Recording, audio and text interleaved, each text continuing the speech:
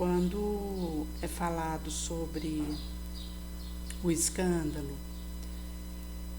Jesus vem dizer que o escândalo ele vai acontecer, mas ai daquele que é instrumento para que isso ocorra. E existe escândalo e escândalo.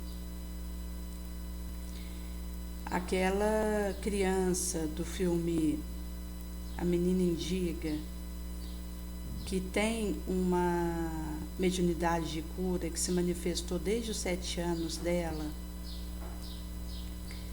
e a iniciou numa romagem de eclipse de atenção, quando a empregada da sua casa havia sido curada pelo seu toque da hérnia de disco,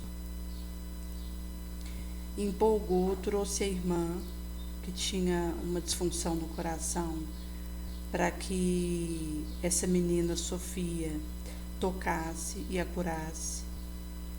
E na escola, no balé, ela vivia a experiência de restituir a saúde do outro, que foi ganhando uma evidência. E os pais separados, mas que tinham ela apenas de filha, não eram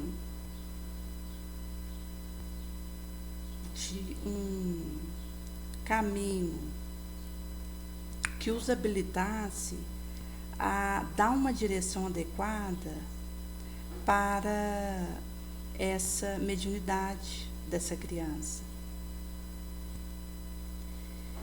E ao longo da trajetória mostra que estão perdidos, sem um diretivo de abordagem da situação dela e sem introduzir a entronização da prece porta adentro da casa, que seria um dínamo que direcionaria caminho. Enquanto criança, ela estava usando aquilo para o bem, gratuitamente, inclusive miscuído com a pintura que faz retratar um característico de um dom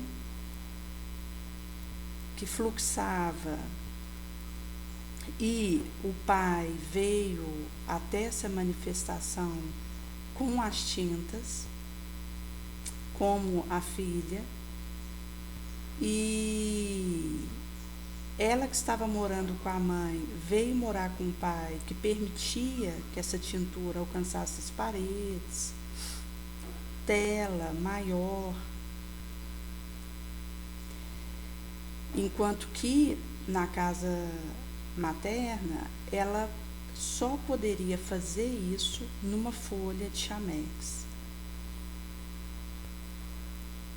E ela vem a ser um instrumento para a cura do avô de uma parte da ulceração estomacal e vai clarear a urgência de um direcionamento espiritual para essa criança que até ali não havia chegado. É feita uma reportagem sobre o seu dom, que a coloca em evidência, e com isso chega a mídia querendo entrevistar, acompanhando o seu passo, quando ela saía, chegava de casa, na escola. E a deixava constrangida com aquela situação, quando o avô, um empresário bem-sucedido, a orienta como agir quando aquilo a procurasse. E o pai vem a dizer que deveriam permanecer em silêncio até chegar um subsequente escândalo, porque assim esqueceriam a situação dela. Isso mostra que, no caso em tela dessa criança, ela estava manifestando uma energia medianímica que precisaria de uma orientação correta para usar o que ela recebeu de graça gratuitamente para o outro, que significaria um caminho complexo que ela, ao seguir, ia consolidando o desinteresse, o desapego, que facilitaria a conexão do benfeitor para usar aquilo, ou continuar usando, para algo nobre. Mas nem sempre é assim. Acontece escândalo que me torna, caso eu seja instrumento dele, uma isca para tirar o outro de um caminho próspero e de assertividade que ele esteja vivendo, devido ao me considerar como uma referência. E isso é um caso delicado, visto que eu não posso colocar todos os meus ovos numa cesta. Posso admirar tal indivíduo, ter como espelho para minha caminhada, mas enquanto alguém que passou por aqui falível, preciso ter cautela caso haja algum resvalo, algum deslize desse indivíduo, eu não me espelhe nessa situação e desvirtue meu caminho. Daí a diretiva de ter o Cristo como referência é a mais segura, visto que ele esteve entre nós e fez um caminho onde o rastro é de luz e que, na diferente situação que eu esteja, trago o recorte, incorporo a tela de como Jesus faria em meu lugar, não vou errar.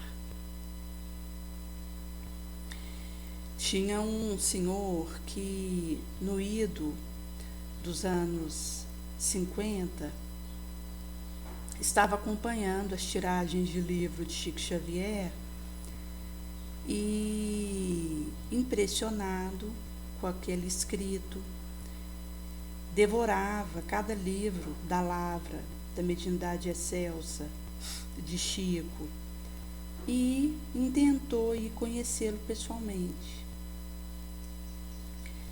Pelo escrito que ele estava tendo contato, imaginou que fosse uma figura extraordinária, acima da média, que ao ver já o distinguiria de quem estivesse em torno, e a sua sobrepujança,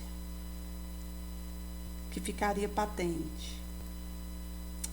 Quando esse senhor vai até Pedro Leopoldo para ter esse contato com Chico, e vem para dizer que o Chico era o que estava ali, ele não acreditou. Um bem-intencionado explicou para ele que era mesmo o Chico, que poderia se aproximar para trocar uma figurinha com ele. E o Chico era uma pessoa acessível. E ele, reticente, disse que aquela figura apagada, xoxa na visão dele, não poderia ser o autor daqueles livros célebres, aqueles best-sellers que ele lia e que tanto o impressionaram. E com isso ele retorna para a sua cidade de origem, dizendo que Chico era uma farsa, que aquilo era uma brincadeira que haviam armado e que ele não sustentaria a fé no espiritismo, no cristianismo redivivo, e deixaria aquilo naquele momento, que havia sido enganado. E o Chico ficou muito triste com essa situação, preocupado de ter sido instrumento para que a fé desse senhor desmoronasse, qual percebera que havia ocorrido. Mesmo porque o Chico tinha uma mediunidade de alcance, e ele viu o que havia acontecido com esse senhor depois da decepção que ele teve ao ir lá ter com ele. Certa feita, Emmanuel aparece para ele e diz que era para deixar esse caso e não dar maior importância para o que havia ocorrido, visto que a fé e o fervor desse homem estava construído sobre ele, era melhor que ele a perdesse desde aquele momento. Por ser ele, o Chico, um homem falível, e que importava esse senhor desenvolver e talhar a sua fé, esse castelo interior de ascese sobre o Cristo. Isso mostra como posso tomar alguém como referência, mas precisa estar embasada na figura do Cristo.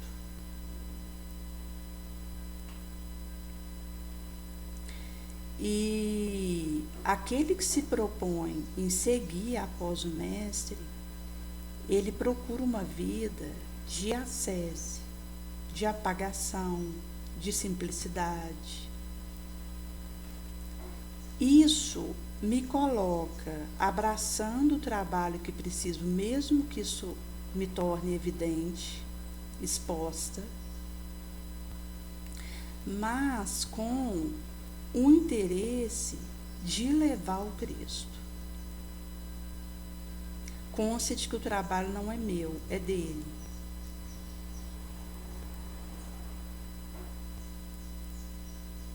E no que tange ao caminho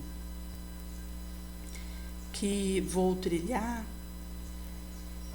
ele me pede um anonimato de interesse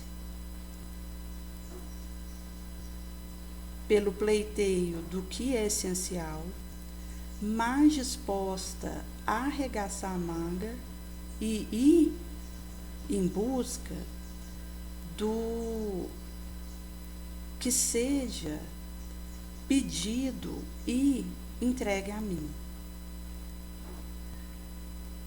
Essa abertura e essa disposição para fazer essa elevação mostra o que é importante. aquilo que elejo.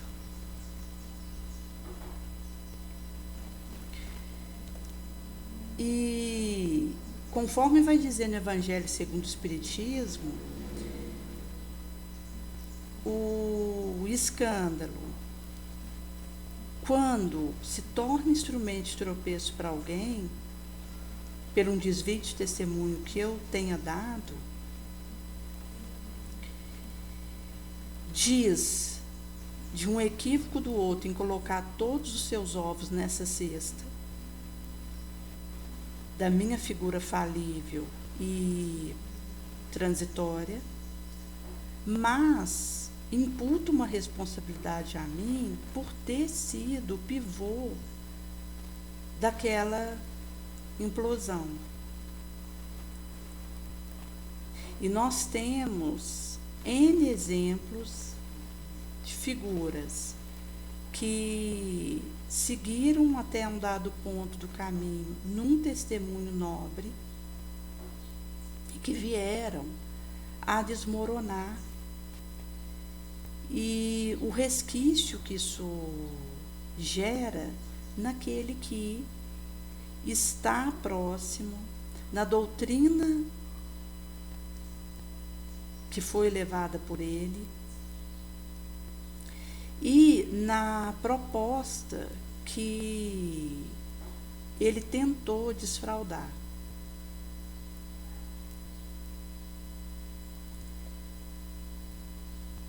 Com isso,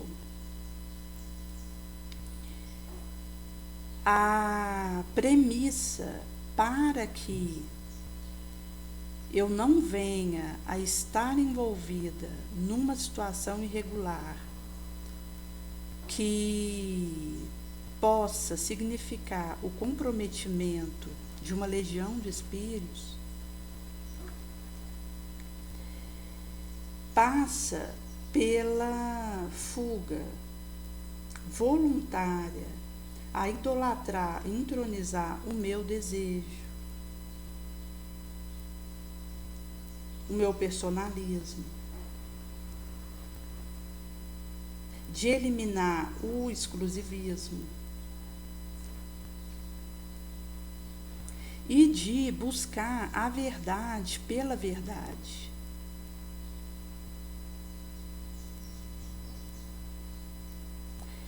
E essa é uma questão que passa pelo interesse que eu fermento por trás daquilo que faço, que vai impactar na forma como eu conecto quando atravessar o grande portal e demandar o além. Visto que eu vou ser levada para a região do meu desejo realizado.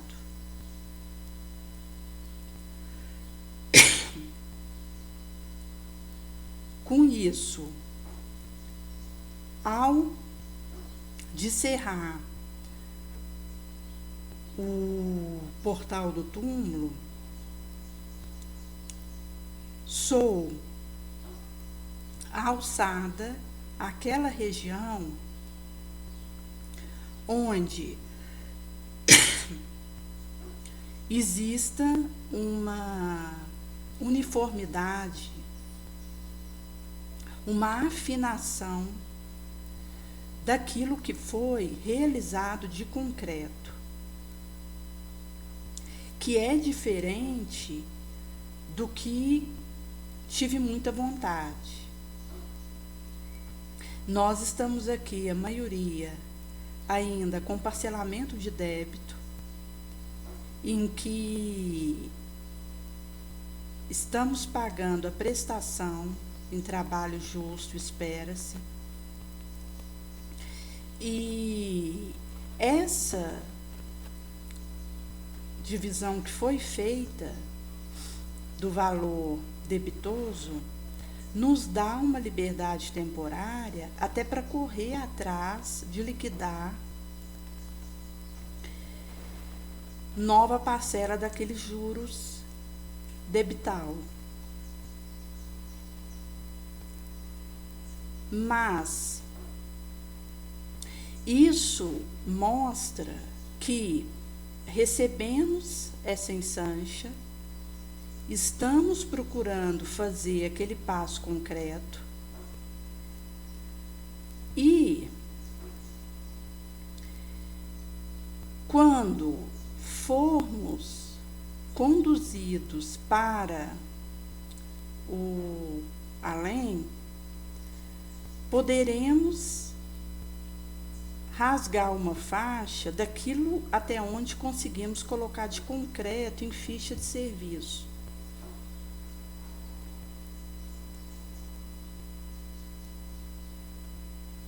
E o que ficou por fazer, as parcelas que ainda pesam sobre o meu karma, apesar do meu desejo de ter liquidado todas, fica para uma próxima reencarnação, em que, na pauta de um passo bem dado, eu evito cair no resvaladouro do novo débito e solvo uma parcela. Por isso, quando é possível para um espírito que desencarna ir para uma região elevada, nobre, isso diz não só do desejo que ele teve de fazer o bem, mas do que ele fez de concreto, que o permite essa região.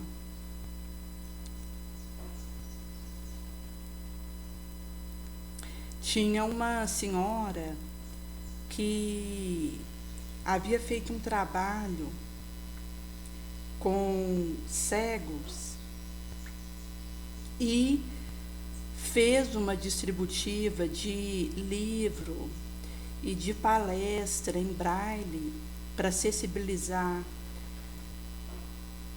o contato com aquele conteúdo. E foi um trabalho tão intenso e bem sucedido que ela fez junto aos cegos, que quando ela veio desencarnar, ela foi encaminhada direto para uma região no astral que recebe cegos de nascença ou que vieram a se tornar esse estado enquanto aqui, por algum motivo, e os dá auxílio. E ela dizia que aquele cego que havia se resignado com essa situação, que não blasfemou e que com empenho procurou seguir a sua caminhada enquanto aqui, no esforço digno, ao desencarnar e era recebido nessa colônia, tinha restituição imediata da visão e da alegria que esse espírito experimentava de poder voltar a ver ao adentrar o além. Mas que aquele que havia revoltado, blasfemado contra Deus, por ter recebido uma prova que não merecia, e entrado numa rebelião vibracional, ao chegar nessa mesma colônia, não tinha sua restituição da vista. E seria encaminhado para um tratamento ali, mas ainda permaneceria por um tempo recebendo um atendimento e adequando a uma energia que o permitisse quebrando essa resistência para acender sua vibração na condição de uma restituição de vista. E mostra que, seja o que for que eu esteja vivendo aqui, que pode necessitar de ser um caminho de dor, da forma como eu acolho e aceito aquilo e dou seguimento em meio a conjuntura que tiver, com energia no bem, boa vontade, ânimo, vou arquitetando e aproveitando para ir solvendo algumas dessas parcelas que tenho com a minha consciência e, ao mesmo tempo, vou preparando uma desencarnação onde vai vir a fluxo o que realmente acontece comigo. Por isso, quando alguém desencarna e é chamado de suicida,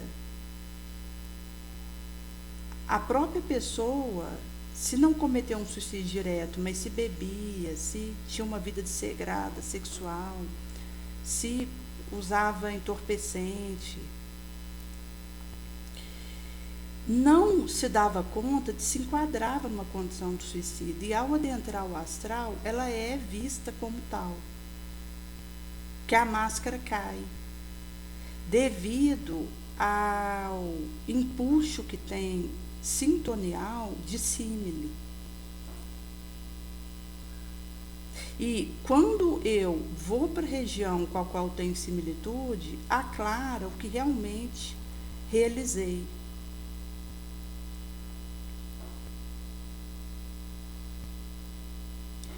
Tinha um rapaz que em sonho ele havia desdobrado e se viu no Vale do Prepotente. Isso levou a fazer um caminho para ir quebrando essa algema que ele trazia dentro dele, a ponto de usar um bracelete que o lembrava do risco que ele tinha de cair na arrogância, que foi comentado no Cacau dessa semana. E ele, receoso de desencarnar e seria levado para essa região, porque aonde ele se demorava em ação, iniciou uma série de propostas para uma geração de memória importante, que o lembrasse antes de cair num sensor moral, que veio a ter uma interferência para o frenar antes do despenhadeiro. Se alguém veio a adentrar o astral depois de um assassinato que haja perpetrado, lá ele é aspirado para uma região afim e com isso é visto naquilo que fez e trouxe enquanto bagagem.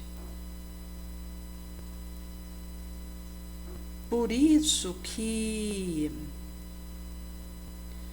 o esforço enquanto encarnado para ir em busca dessa burilamento, ele é algo premente, devido ao alerta de que enquanto eu estou fazendo esse caminho, eu posso solver essa parcela. Mas no momento em que eu sou chamada para esse sou que rasgo além, terei que ter a resposta da consequência do que tiver plantado. E aquele que é envolvido em algum escândalo que deixa deturpação por aqui, seja está envolvido num filme de mentira, de intriga, de pornografia, seja uma literatura que incita vingança, ele, ao demandar o além, encontrar sua região, tem a experiência de chaga pelo seu perispírito, que é o seu corpo sem a matéria densa, e cada qual que ficou aqui enleado naquilo que ele propalou, estivesse tocando e apalpando aquelas chagas, numa experiência hórrida, que mostra como o que eu deixo aqui me alcança nesse local para onde vou.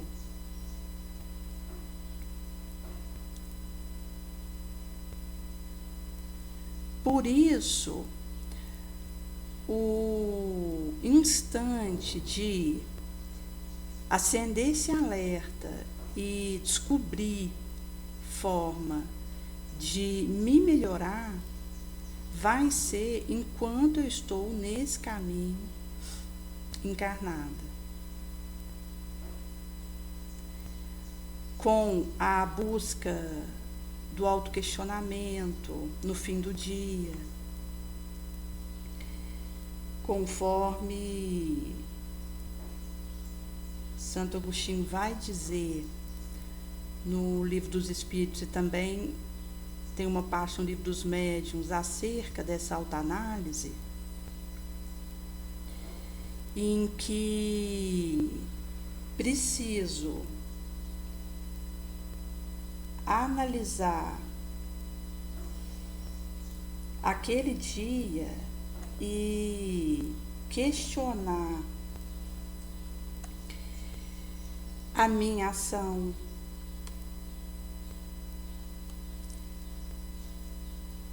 onde estava a minha fortaleza moral naquele dia,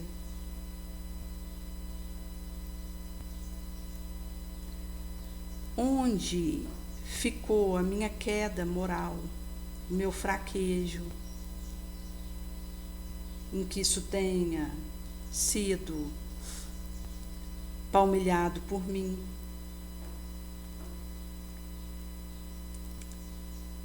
O ponto da minha fraqueza moral, qual foi o ponto da minha fortaleza moral. E questionar o propósito, o fruto daquele dia. Atenta para um pendor que possa me fazer tentar usar um caminho mais fácil, mesmo que indevido, para me livrar de algo que esteja sobrecarregante para mim. Isso é, desenvolvendo uma fortaleza gemal que me permita seguir o caminho que preciso após o Cristo,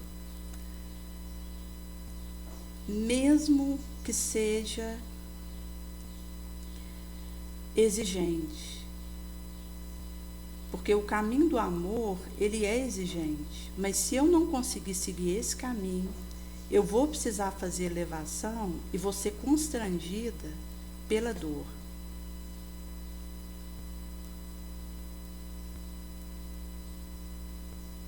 E isso vai me dando condição, enquanto uma proposta que estou sendo fiel a ela, de lidar com a espiritualidade maior, com a docilidade e o acolhimento necessário.